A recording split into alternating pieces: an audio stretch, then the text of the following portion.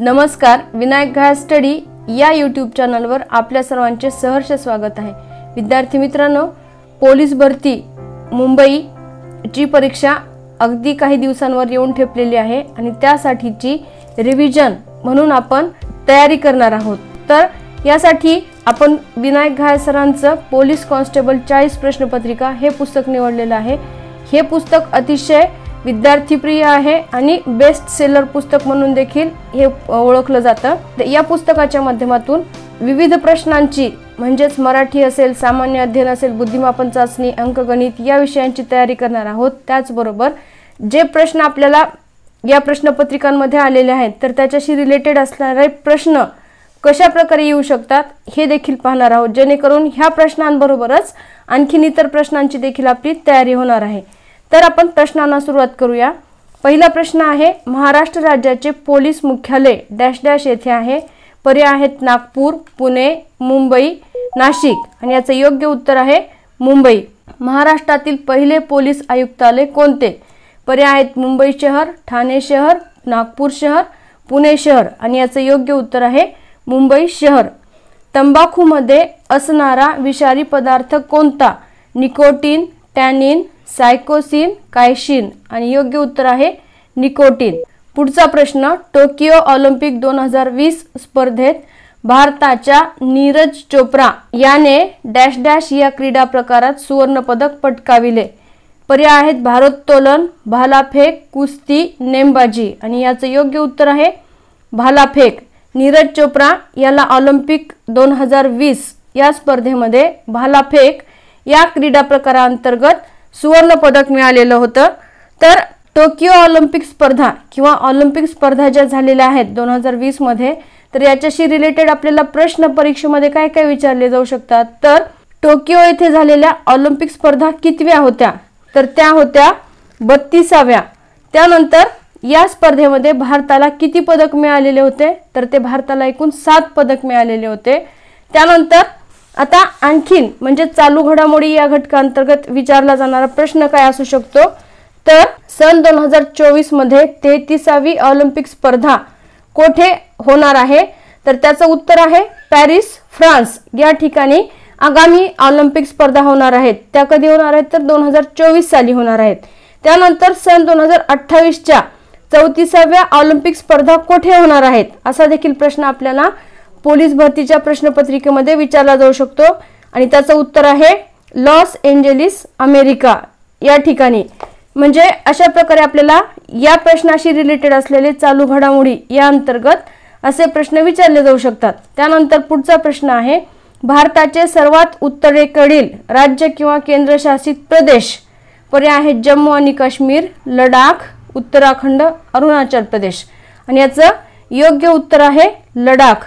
याच्या अगोदर हा जो प्रश्न विचारलेला असायचा तर त्याचं उत्तर जम्मू काश्मीर असं असायचं, कारण तेव्हा जम्मू काश्मीरचं विभाजन झालेलं नव्हतं, परंतु आता जम्मू काश्मीरचं विभाजन होऊन 2 जे केंद्रशासित प्रदेश तयार झालेले आहेत, त्यामुळे भारताच्या सर्वात उत्तरेकडील असणारा केंद्रशासित प्रदेश म्हणून लडाख। त्यानंतर पुढचा प्रश्न, महाराष्ट्र राज्याच्या पोलीस ध्वजाचा रंग कोणता? पर्याय आहेत गडद पिवळा, गडद निळा, गडद हिरवा, गडद लाल आणि याचं योग्य उत्तर आहे गडद निळा। 1 फेब्रुवारी 2021 रोजी देशाचा पहिला डॅश डॅश अर्थसंकल्प संसदेत सादर करण्यात आला। योजना विरहित, तरतुदी विरहित, तूट विरहित, कागद विरहित आणि याचं योग्य उत्तर आहे कागद विरहित। त्यानंतर पुढचा प्रश्न, सन 2022-23च्या महाराष्ट्राच्या अर्थसंकल्पात विकासाची डॅश डॅश मांडली आहे।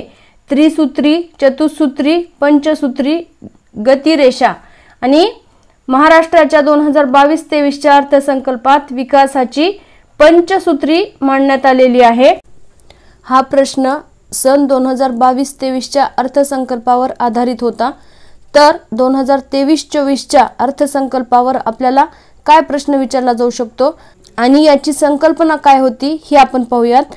अर्थमंत्री देवेंद्र फडणवीस यांनी 9 मार्च 2023 रोजी पंचामृतावर आधारित राज्याचा सन 2023-24 या आर्थिक वर्षाचा अर्थसंकल्प सादर केला। त्यांनी पारंपरिक पद्धतीने छापील भाषण वाचून न दाखवता आयपॅडच्या माध्यमातून डिजिटल अर्थसंकल्प सादर केला। विधान परिषदेत शिक्षण मंत्री दीपक केसरकर यांनी हा अर्थसंकल्प सादर केला। तर या अर्थसंकल्पाची संकल्पना काय होती, तर स्वातंत्र्याच्या अमृत काळातील पहिला अर्थसंकल्प पंचामृत ध्येयावर आधारित, म्हणजेच सन 2023-24च्या अर्थसंकल्पाचे ध्येय तर पंचामृत हे, आणि यामध्ये कोणते कोणते 5 अमृत होते तर ते पाहूयात। पहिलं, शाश्वत शेती, समृद्ध शेतकरी।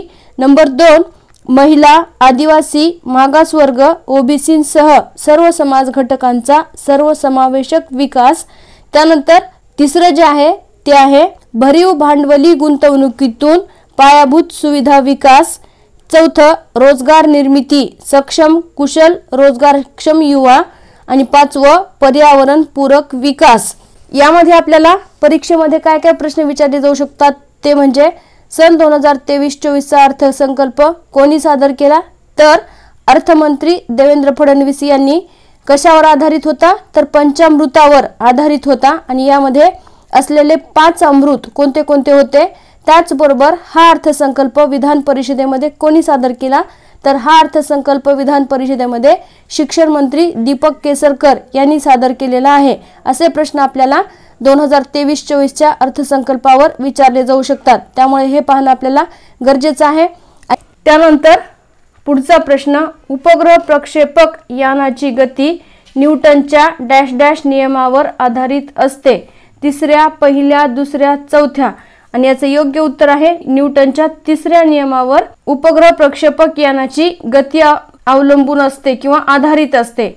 त्यानंतर भारतात माहितीचा अधिकार कायदा केव्हा अस्तित्वात आला, पर्याय आहेत 2004, 2005, 2006, 2007, आणि याचे योग्य उत्तर आहे सन 2005 सालापासून माहितीचा अधिकार अस्तित्वात आला।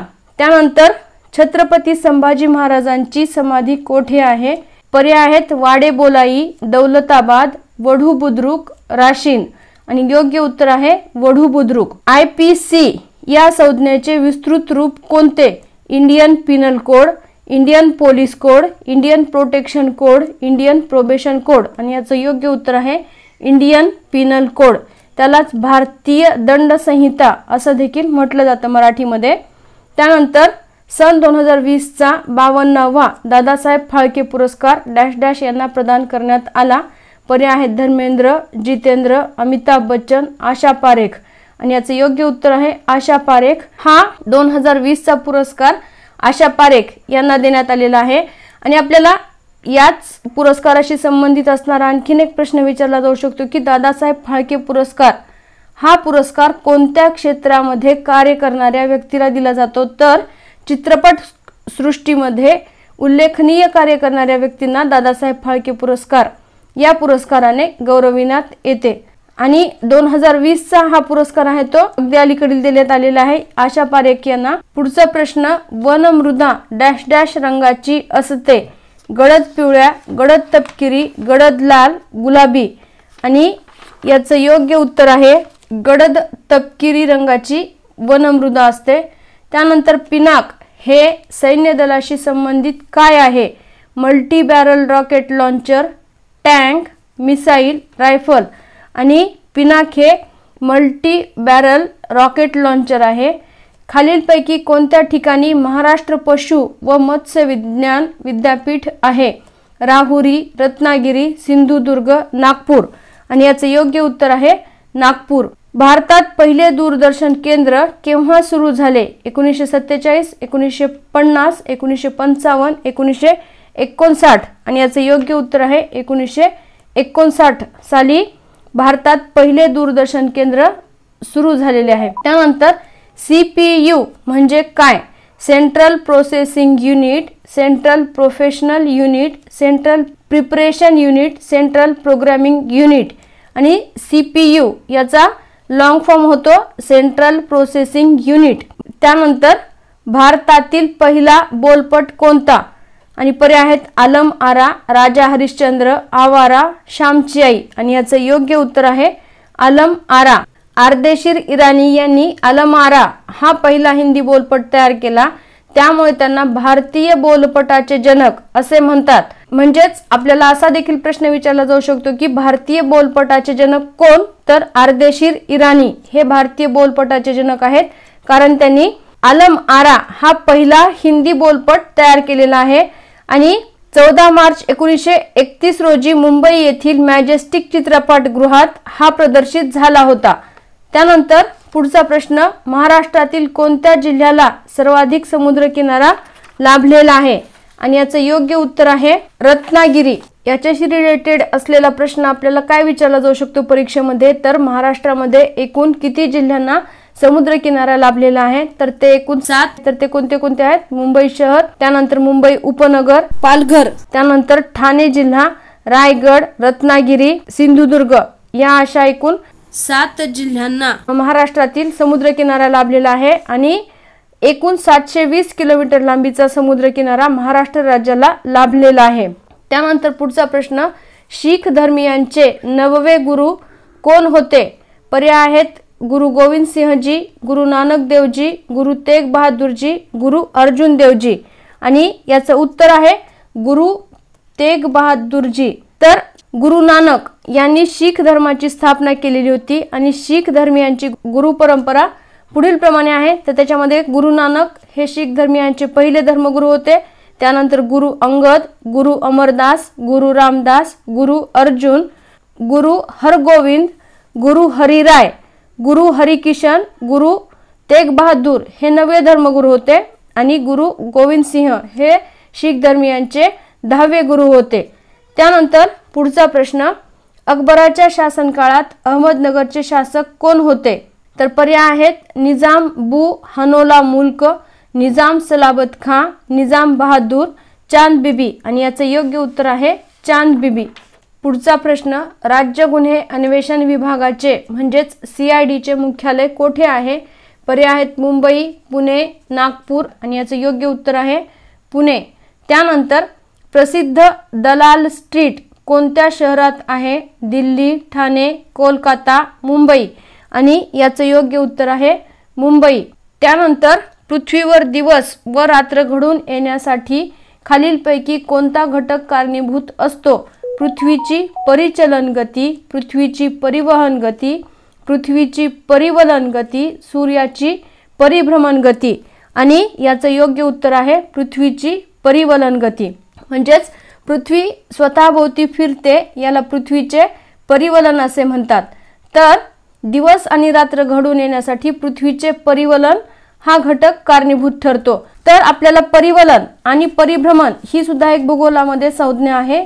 परिभ्रमण म्हणजे काय, तर पृथ्वी स्वतःभोवती फिरत फिरत सूर्याभोवती जी फिरते तर त्याला पृथ्वीचे परिभ्रमण असे म्हणतात. म्हणजेच आपल्याला असा देखील प्रश्न विचारला जाऊ शकतो की पृथ्वीचे स्वतःभोवतीचे फिरणे म्हणजे काय आणि पृथ्वीचे स्वतःभोवती फिरत फिरत सूर्याभोवती फिरणे म्हणजे काय, ह्या दोन्ही संज्ञा देखील आपल्याला माहीत असणं गरजेचं आहे. म्हणजेच स्वतःभोवती फिरणे म्हणजेच परिवलन आणि स्वतःभोवती फिरत फिरत सूर्याभोवती फिरणे याला परिभ्रमण असे म्हणतात. त्यानंतर पुढचा प्रश्न, 7 नोव्हेंबर हा डॉक्टर बाबासाहेब आंबेडकर यांचा शाळा प्रवेशाचा पहिला दिवस राज्यात डॅश डॅश म्हणून साजरा करण्यात येतो. पर्याय आहेत शालेय दिन, ज्ञान दिन, विद्यार्थी दिन, शिक्षक दिन, आणि याचं योग्य उत्तर आहे विद्यार्थी दिन. त्यानंतर घड्याळाचा सेकंद काटा दर 24 तासात किती वेळा पूर्ण फिरतो? पर्याय आहेत 6000, 14400, 36000, 1440, आणि याचं योग्य उत्तर आहे 1440. पृथ्वीवर 90 किलोग्रॅम वजन असणाऱ्या व्यक्तीचे वजन चंद्रावर डॅश डॅश असेल. पर्याय आहेत 45 किलोग्रॅम, 15 किलोग्रॅम, 180 किलोग्रॅम, 30 किलोग्रॅम, आणि याचं योग्य उत्तर आहे 15 किलोग्रॅम. त्यानंतर पुढचा प्रश्न, अमेरिकेच्या विद्यमान तथा पहिल्या महिला उपराष्ट्राध्यक्ष डॅश डॅश कोण आहेत? तर Angela Merkel, Kamala Harris, Indra Nooyi, Hillary Clinton, आणि याचं योग्य उत्तर आहे कमला हॅरिस. त्यानंतर पुढचा प्रश्न, भारताच्या राष्ट्रीय ध्वजातील 3 रंगांचे पट्टे वरून खाली योग्य क्रमाने कसे आहेत? केशरी, पांढरा, हिरवा, हिरवा, पांढरा आणि केशरी, पांढरा, केशरी आणि हिरवा, हिरवा, केशरी आणि पांढरा, आणि याचं योग्य उत्तर आहे केशरी, पांढरा आणि हिरवा या क्रमाने भारताचा जो तिरंगा आहे आपला, तर त्याचे रंग जे आहेत तर ते त्या क्रमाने वरून खाली आलेले आहेत। त्यानंतर पुढचा प्रश्न, डॅश डॅश हा दिवस आंतरराष्ट्रीय मानवी हक्क दिन म्हणून ओळखला जातो। 15 डिसेंबर, 10 डिसेंबर, 21 ऑक्टोबर यापैकी नाही, आणि याचं योग्य उत्तर आहे 10 डिसेंबर। पेसमेकर हे डॅश डॅश विकार असलेल्या रुग्णाकरिता वापरले जाते। मूत्रपिंडाचा, हृदयाचा, यकृताचा, मेंदूचा, आणि योग्य उत्तर आहे हृदयाचा। त्यानंतर दादासाहेब फाळके निर्मित पहिला चित्रपट कोणता? आलम आरा, राजा हरिश्चंद्र, सती सावित्री, श्यामची आई, आणि याचं योग्य उत्तर आहे राजा हरिश्चंद्र। मगाशीच आपण एक प्रश्न पाहिला होता की दादासाहेब फाळके पुरस्कार 2020चा कोणाला प्रदान करण्यात आलेला आहे, तर दादासाहेब फाळके यांनी चित्रपटसृष्टीत जे काम केलेलं आहे तर त्यांच्या या योगदानामुळे त्यांच्या नावाने चित्रपटसृष्टीमध्ये उल्लेखनीय कामगिरी करणाऱ्या व्यक्तीला हा पुरस्कार दिला जातो। तर दादासाहेब फाळके यांनी पहिला जो चित्रपट काढलेला होता तर त्यांची आपण माहिती पाहूयात। दादासाहेब फाळके यांचं पूर्ण नाव धुंडीराज गोविंद असं होतं। त्यानंतर यांनी राजा हरिश्चंद्र हा खऱ्या अर्थाने पहिला भारतीय चित्रपट तयार केला। हा मूकपट म्हणजेच राजा हरिश्चंद्र हा मूकपट होता। 3 मे 1913 रोजी मुंबई येथील कॉरोनेशन या चित्रपटगृहात प्रदर्शित करण्यात आला होता। दादासाहेब फाळके यांनाच भारतीय चित्रपटसृष्टीचे जनक म्हणून ओळखले जाते। आपण पाहिलं की भारतीय बोलपटाचे जनक म्हणून अर्देशीर इराणी यांना ओळखलं जातं, तर दादासाहेब फाळके यांना भारतीय चित्रपटसृष्टीचे जनक म्हणून ओळखलं जातं, आणि त्यामुळेच त्यांच्या नावाने चित्रपटसृष्टीत उल्लेखनीय कार्य करणाऱ्या व्यक्तींना दादासाहेब फाळके पुरस्काराने भारत सरकारमार्फत सन्मानित करण्यात येते। त्यानंतर पुढचा प्रश्न, सुएझ कालवा कोणत्या 2 समुद्रांना जोडतो? बंगालचा उपसागर व हिंदी महासागर, पॅसिफिक समुद्र व अटलांटिक समुद्र, अरबी समुद्र व गुजरात खाडी, भूमध्य समुद्र व लाल समुद्र, आणि याचं योग्य उत्तर आहे सुएझ कालवा हा भूमध्य समुद्र व लाल समुद्र, ज्याला आपण तांबडा समुद्र असे म्हणतो, तर या दोघांना जोडतो। त्यानंतर पुढचा प्रश्न, 6 जून 1674 रोजी छत्रपती शिवाजी महाराजांचा राज्याभिषेक सोहळा रायगड येथे साजरा झाला। या सोहळ्याचे पौरोहित्य डॅश डॅश यांनी केले? शृंगेरीचे शंकराचार्य, गागा भट्ट, बाळाजी आवजी मोरोपंत, आणि याचं योग्य उत्तर आहे गागा भट्ट। आता या प्रश्नामध्ये आपल्याला किती प्रश्न मिळतात ते बघा। 6 जून 1674 रोजी छत्रपती शिवाजी महाराजांचा राज्याभिषेक सोहळा रायगड येथे साजरा झाला किंवा संपन्न झाला। तर प्रश्न आपल्याला असं तयार करता येतो याच्याशी रिलेटेड असला की छत्रपती शिवाजी महाराजांचा राज्याभिषेक कधी पार पडला किंवा साजरा झाला, तर त्याची तारीख आहे 6 जून 1674। त्यानंतर छत्रपती शिवाजी महाराजांचा राज्याभिषेक सोहळा कोठे पार पडला, तर रायगड या किल्ल्यावर, आणि या सोहळ्याचे पौरोहित्य कोणी केले, तर उत्तर आहे गागा भट्ट यांनी। त्यानंतर पुढचा प्रश्न, पोलिओ या रोगामुळे शरीराच्या कोणत्या भागास इजा होते? हाडे, स्नायू, मज्जासंस्था, त्वचा, आणि पोलिओमुळे मज्जासंस्थेला इजा होते। त्यानंतर पुढचा प्रश्न, अशोक स्तंभ खालीलपैकी कोणत्या ठिकाणी आहे? पर्याय आहेत सारनाथ, सांची, अयोध्या, पटना, आणि याचे योग्य उत्तर आहे सारनाथ। पुढचा प्रश्न, महाराष्ट्र पोलीस अकादमी कोणत्या ठिकाणी आहे? पर्याय आहेत नाशिक, पुणे, मुंबई, सातारा, आणि याचे योग्य उत्तर आहे नाशिक या ठिकाणी महाराष्ट्र पोलीस अकादमी आहे। त्यानंतर महाराष्ट्रात पोलीस आयुक्तालयांची संख्या किती आहे? पर्याय आहेत 8, 7, 11, 12, आणि याचे योग्य उत्तर आहे 12। आपल्या परीक्षेच्या दृष्टीने हा अतिशय महत्त्वाचा प्रश्न असल्यामुळे आपण ही पोलीस आयुक्तालय कुठे कुठे आहेत ते पाहणार आहोत। तर बृहन्मुंबई, नवी मुंबई, ठाणे, पुणे, नागपूर, नाशिक, औरंगाबाद, अमरावती, सोलापूर, पिंपरी चिंचवड, मीरा भाईंदर, वसई विरार, आणि लोहमार्ग पोलीस आयुक्तालय मुंबई, अशी एकूण 12 पोलीस आयुक्तालय महाराष्ट्रामध्ये आहेत। तर आपल्याला जेव्हा ज्या ज्या जिल्ह्याच्या परीक्षा असतात तर त्या जिल्ह्याशी रिलेटेड असेल तर आपल्याला यावरती प्रश्न नक्कीच विचारला जाऊ शकतो। आता मुंबईची परीक्षा आहे त्यामुळे यावरती आपल्याला प्रश्न विचारला जाऊ शकतो। त्यानंतर पुढचा प्रश्न, गुरु गोविंद सिंह यांची समाधी कोणत्या ठिकाणी आहे? अमृतसर, नांदेड, औरंगाबाद, पटना साहेब। आणि गुरु गोविंद सिंह यांची समाधी नांदेड या शहरामध्ये आहे। त्यानंतर पुढचा प्रश्न, सर्वसामान्य माणसाचा रक्तदाब साधारणतः किती असतो? 120, 80, त्यानंतर 160, 100, 100, 20, 140, 130 आणि याचं योग्य उत्तर आहे 120, 80। त्यानंतर छत्रपती संभाजीनगर मधील डॅश डॅश ही वास्तू ताजमहालाची प्रतिकृती म्हणून ओळखली जाते? तर पर्याय आहेत गुलशन महल, सोनेरी महल, बीबी का मकबरा, सुभेदारी गेस्ट हाऊस आणि याचं योग्य उत्तर आहे बीबी का मकबरा। त्यानंतर मुंबई दिल्ली लोहमार्गावरील राज्यातील अखेरचे जंक्शन म्हणून डॅश डॅश हे शहर ओळखले जाते? भुसावळ, नाशिक, वर्धा, बुलढाणा आणि उत्तर आहे भुसावळ। 50 अंश दक्षिण अक्षांशानजीक वाहणाऱ्या पश्चिमी वाऱ्यांना डॅश डॅश असे म्हणतात? गरजणारे 40, ओरडणारे 50, खवळलेले 50 यापैकी नाही आणि याचे योग्य उत्तर आहे खवळलेले 50। भारतातील डॅश डॅश या पर्वतास निळा पर्वत म्हणून ओळखले जाते? निलगिरी, हिमालय, सह्य, सातपुडा आणि योग्य उत्तर आहे निलगिरी पर्वत। त्यानंतर पुढचा प्रश्न, अवकाशात प्रवेश करणारा पहिला सजीव उंदीर, चिमणी, घार, कुत्री आणि याचे योग्य उत्तर आहे कुत्री। त्यानंतर सैन्य तुकडी झुलत्या पुलावरून कवायत करीत जात नाही याचे कारण खालीलपैकी कोणते?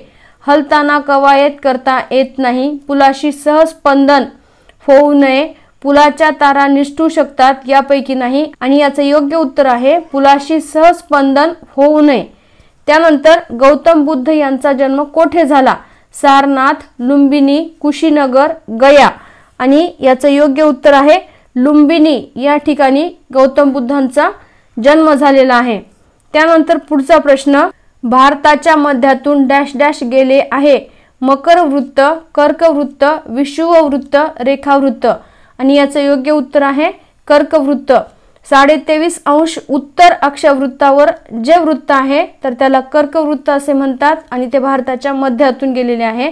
त्यानंतर 0 अक्षांशावर जे असणारं वृत्त आहे तर त्याला विषुववृत्त असे म्हणतात आणि 23.5 अंश दक्षिण अक्षवृत्तावर जे वृत्त आहे त्याला मकर वृत्त असे म्हणतात।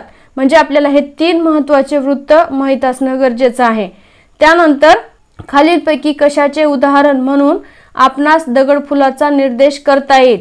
सहजीवन, परजीवन, पोशिंदा, विघटन आणि याचं योग्य उत्तर आहे सहजीवन।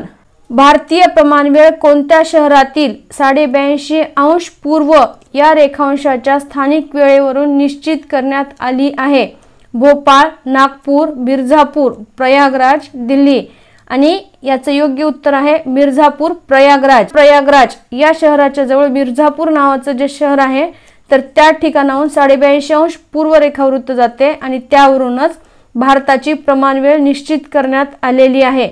आणि जगाची प्रमाणवेळ जी आहे ती आहे इंग्लंड शहरातील ग्रीनिच या शहरावरून जगाची प्रमाणवेळ निश्चित करण्यात आलेली आहे। हा सुद्धा प्रश्न आपल्याला परीक्षेमध्ये विचारला जाऊ शकतो। जे 0 अंश रेखावृत्तावर आहे ग्रीनिच शहर त्यावरून जगाची प्रमाणवेळ निश्चित करण्यात आलेली आहे। त्यानंतर कृषी निर्यात धोरण तयार करणारे डॅश डॅश हे देशातील पहिले राज्य आहे? पर्याय आहेत गुजरात, तेलंगणा, महाराष्ट्र, केरळ आणि याचं योग्य उत्तर आहे महाराष्ट्र। त्यानंतर पुढचा प्रश्न, फेसबुक काय आहे? Application, software, social networking site, antivirus program, search engine. तर फेसबुक हे सोशल नेटवर्किंग साईट आहे। पुढचा प्रश्न, स्वयंचलित वाहनातून कोणता विषारी वायू बाहेर पडतो? Carbon monoxide, methane, ozone, carbon dioxide आणि याचं योग्य उत्तर आहे कार्बन मोनॉक्साईड। भारताच्या शेजारील राष्ट्रांपैकी खालीलपैकी कोणते राष्ट्र आकाराने सर्वात लहान आहे? पर्याय आहेत बांगलादेश, नेपाळ, मालदीव, भूतान आणि याचं योग्य उत्तर आहे भूतान। म्हणजेच भारताच्या शेजारी जे एकूण 7 राष्ट्र आहेत तर त्या 7 राष्ट्रांपैकी आकाराने सर्वात लहान असणारं राष्ट्र जे आहे ते आहे भूतान। त्यानंतर गुगल क्रोम, मोझिला फायरफॉक्स हे डॅश डॅश आहेत? Web pages, email address, web browser आणि IP ॲड्रेस आणि याचं योग्य उत्तर आहे वेब ब्राउझर आहेत। त्यानंतर भारतीय सर्वोच्च न्यायालयाचे 50वे तथा विद्यमान सरन्यायाधीश कोण आहेत? पर्याय आहेत न्यायमूर्ती उदय ललित, न्यायमूर्ती शरद बोबडे, न्यायमूर्ती धनंजय चंद्रचूड, न्यायमूर्ती नथलपती व्यंकटरमणा आणि सध्याचे सर्वोच्च न्यायालयाचे 50वे सरन्यायाधीश जे आहेत ते आहेत न्यायमूर्ती धनंजय चंद्रचूड। त्यानंतर कोकण रेल्वे प्रकल्प कोणत्या राज्यांच्या सहकार्यातून उभा राहिला? महाराष्ट्र, गोवा, कर्नाटक, केरळ, महाराष्ट्र, तामिळनाडू, गोवा, केरळ, महाराष्ट्र, गुजरात, कर्नाटक, केरळ, महाराष्ट्र, कर्नाटक, तामिळनाडू, केरळ। आणि कोकण रेल्वे प्रकल्प हा महाराष्ट्र, गोवा, कर्नाटक, केरळ या राज्यांच्या सहकार्यातून उभा राहिलेला आहे। निसर्गामध्ये एकूण डॅश डॅश नैसर्गिक मूलद्रव्ये आढळतात? 29, 100, 98, 37 आणि याचं योग्य उत्तर आहे 98।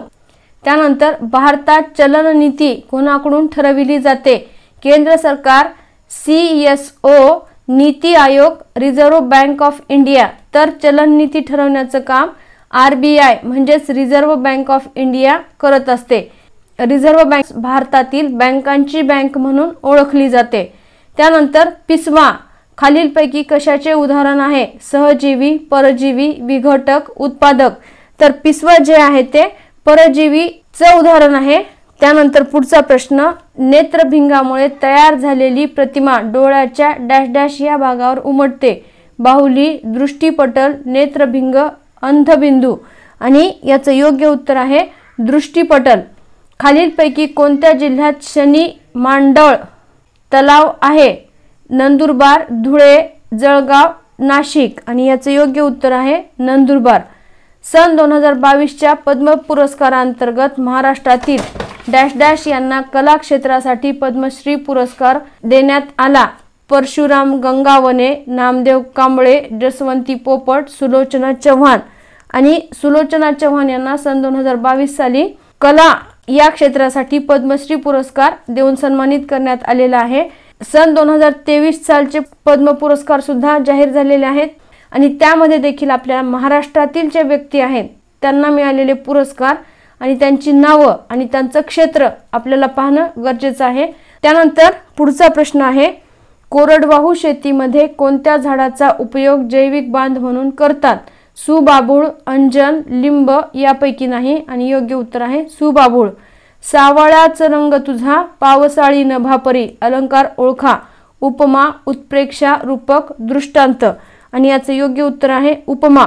आपल्याला परीक्षेमध्ये सामान्य अध्ययन त्याचबरोबर मराठी आणि अंकगणित आणि बुद्धिमापन चाचणी असे प्रश्न विचारलेले असतात। तर आपण या व्हिडिओमध्ये मराठी आणि सामान्य ज्ञान या घटकांवरील प्रश्न पाहणार आहोत। त्यानंतर अंकगणित आणि बुद्धिमापनचा व्हिडिओ आपण सेपरेट करणार आहोत। पुढचा प्रश्न, राम सागरात पोहतो, विभक्ती ओळखा। आणि सागरात या शब्दाला अंडरलाइन केलेली आहे। पर्याय आहेत प्रथमा, सप्तमी, पंचमी, चतुर्थी। आणि याचं योग्य उत्तर आहे सागर या शब्दाला त हा प्रत्यय लागलेला आहे आणि त इ आ हे सप्तमी या विभक्तीचे प्रत्यय आहेत, त्यामुळे योग्य उत्तर आहे सप्तमी। पुढचा प्रश्न, सतीश रोज घोडा पळवितो या वाक्यातील अधोरेखित शब्दाची जात कोणती? आणि पळवितो या शब्दाला अंडरलाइन केलेले आहे। सर्वनाम, नाम, क्रियापद, विशेषण। तर पळवितो हे काय आहे? क्रियापद आहे, त्यामुळे उत्तर आहे क्रियापद। खालीलपैकी कोणते विशेषण उभय पदाचा प्रकार आहे? श्याम सुंदर, घननील, रक्तचंदन, कमल नयन। आणि याचं योग्य उत्तर आहे श्याम सुंदर। पुढचा प्रश्न, कर्णाचा अवतार या अलंकारिक शब्दाचा अर्थ सांगणारा योग्य पर्याय निवडा। अतिशय पराक्रमी, अतिशय दुर्दैवी, अतिशय उदार, मोकळ्या मनाचा। तर कर्णाचा अवतार म्हणजे अतिशय उदार व्यक्ती, त्याला आपण कर्णाचा अवतार असे म्हणतो। त्यानंतर व्याकरण म्हणजे भाषेचे स्पष्टीकरण करणारे शास्त्र, भाषा शुद्ध करणारे शास्त्र, भाषेचा इतिहास सांगणारे शास्त्र, भाषेचे वाचन करणारे शास्त्र। तर व्याकरणाची व्याख्या काय होते? तर भाषेचे स्पष्टीकरण करणारे शास्त्र अशी व्याकरणाची व्याख्या होते। त्यानंतर पुढचा प्रश्न, काळाची व्याख्या पुढील प्रमाणे आहे। क्रिया कोणत्या वेळी घडत आहे याचा होणारा बोध, क्रिया किती वेळ चालेल तो काळ, वेळ सृष्टी चक्रातील बाजूला काढलेली वेळ। तर आपण जेव्हा काळाचा अभ्यास करतो म्हणजेच काळ आणि त्याचे प्रकार जेव्हा पाहतो तेव्हा त्याच्यामधून आपल्याला काय बोध होतो तर क्रिया कोणत्या वेळी घडत आहे याचा बोध होतो। त्यामुळे काळाची व्याख्या काय आहे, क्रिया कोणत्या वेळी घडत आहे याचा होणारा बोध म्हणजेच काळ। त्यानंतर शीघ्रतेने व अकस्मात घडून आलेला बदल म्हणजे क्रांती, उत्क्रांती, प्रतिक्रांती, अतिक्रांती। तर शीघ्रतेने व अकस्मात घडून आलेला बदल म्हणजे क्रांती आणि उत्क्रांती म्हणजे काय तर हळूहळू होत जाणारा बदल, याला उत्क्रांती असं म्हटलं जातं। पुढचा प्रश्न, शंकराची उपासना करणारा लिंगायत, कापालिक, शैव, भोळेशंक आणि योग्य उत्तर आहे शैव। म्हणजेच ज्या व्यक्ती शंकराची उपासना करतात त्यांना शैव असं म्हणून संबोधलं जातं। मराठी व्याकरणात विभक्तीचे एकूण डॅश डॅश प्रकार आहेत। पर्याय आहेत 8, 7, 3, 2 आणि मराठी व्याकरणामध्ये विभक्तीचे एकूण 8 प्रकार आहेत। तर ते कोणते कोणते आहेत, प्रथमा, द्वितीया, तृतीया, चतुर्थी, पंचमी, षष्ठी, सप्तमी आणि संबोधन। तर त्यांचे प्रत्यय काय काय आहेत जे की आपल्याला परीक्षेमध्ये मगाशी जो प्रश्न पाहिलेला होता, तर वाक्य देतात, एका शब्दाला अंडरलाईन करतात आणि या शब्दामध्ये कोणती विभक्ती आलेली आहे ते ओळखा असं विचारतात। तर प्रथमाला प्रत्यय नाहीत। त्यानंतर द्वितीया एक वचन आणि अनेक वचनामध्ये काय काय प्रत्यय आहेत ते पाहूयात। द्वितीया स लाते, स ला नाते। तृतीया ने एशी, नी शी ई ही हे तृतीयाचे प्रत्यय आहेत। चतुर्थी स लाते, स ला नाते म्हणजे द्वितीय आणि चतुर्थीचे प्रत्यय सारखे आहेत। त्यानंतर पंचमी ऊन हून, ऊन हून। षष्ठी चा चीचे, चा चीचे। त्यानंतर सप्तमी त ई आ, त ई आ आणि संबोधन मध्ये एक वचनामध्ये प्रत्यय नाही आणि अनेक वचनामध्ये न हा प्रत्यय संबोधन या विभक्तीला लागलेला आहे। म्हणजेच आपल्याला परीक्षेमध्ये प्रत्यय ओळखा असा देखील प्रश्न विचारला जाऊ शकतो की जे आपल्याला प्रत्यय दिले जातील आणि हे प्रत्यय कोणत्या विभक्तीचे आहेत किंवा एखादी विभक्ती दिलेली असेल आणि खाली त्याचे प्रत्यय दिलेले असतील। तसेच आपल्याला शब्द दिला असेल आणि त्या शब्दाला प्रत्यय लावून दिलेला असेल आणि तो प्रत्यय कोणत्या विभक्तीचा आहे, अशा वेगवेगळ्या प्रकारे विभक्ती या घटकावरती आपल्याला प्रश्न विचारला जाऊ शकतो। त्यामुळे ह्याचा अभ्यास करणं आपल्याला गरजेचं आहे। मराठी भाषेमध्ये एकूण विभक्तीचे प्रकार 8 आहेत। कोणते कोणते, प्रथमा, द्वितीया, तृतीया, चतुर्थी, पंचमी, षष्ठी, सप्तमी आणि संबोधन आणि त्यांचे प्रत्यय कोणते कोणते आहेत ते देखील पाहणं आपल्यासाठी गरजेचं आहे। त्यानंतर आता विश्वात्मके देवे, येणे वाग्यज्ञे तोषावे, तोषोनी मज द्यावे, पसाय दान हे यातून कोणत्या रसाचा प्रत्यय येतो, अद्भुत, प्रसाद, शांत, माधुर्य आणि यातून शांत रसाचा बोध होतो। आपल्या मराठी भाषेमध्ये एकूण 9 रस आहेत आणि या 9 रसांमधून वेगवेगळ्या भावना व्यक्त केलेल्या आहेत आणि त्यापैकीच एक रस आहे शांत रस। तर हे जे संत ज्ञानेश्वरांनी रचलेलं पसायदान आहे तर हे शांत रसाचा प्रत्यय आहे। त्यानंतर पुढचा प्रश्न, मंत्रालय या शब्दाचा विग्रह सांगा। मंत्र अधिक आलय, मंत्रा अधिक लय, मंत्री अधिक आलय, मंत्रा अधिक आलय आणि याचं योग्य उत्तर आहे मंत्री अधिक आलय। संधी या घटकांतर्गत येणारा प्रश्न आहे। तर यामध्ये आपल्याला 3 प्रकारच्या संधी असतात, स्वर संधी, व्यंजन संधी आणि विसर्ग संधी। पुढचा प्रश्न, लोक जेव्हा डॅश डॅश मागे पळतात तेव्हा खात्रीने फसतात, रिकाम्या जागी उचित पर्याय निवडा। हरिणाच्या, मृगजळाच्या, पैशाच्या, गाडीच्या आणि योग्य उत्तर आहे मृगजळाच्या। अशा प्रकारे आज आपण मराठी आणि सामान्य अध्ययन या घटकावर प्रश्न पाहिलेले आहेत। या प्रश्नांच्या माध्यमातून तसेच या प्रश्नाशी संबंधित असणारे जे आपण प्रश्न पाहिलेले आहेत त्याच्या माध्यमातून आपली बरीच तयारी होईलच। त्याचबरोबर आपण उद्याच्या भागामध्ये देखील आपण मराठी आणि सामान्य अध्ययन या घटकावरची तयारी घेणार आहोत। तसेच बुद्धिमापन चाचणी आणि अंकगणित या घटकांवर देखील तयारी घेणारच आहोत। जर आपल्याला व्हिडिओ आवडला असेल तर लाईक करा, शेअर करा आणि जर आपण चॅनलला सबस्क्राईब केलं नसेल तर सबस्क्राईब करा आणि हा व्हिडिओ आपल्या मित्रांपर्यंत जास्तीत जास्त शेअर करा।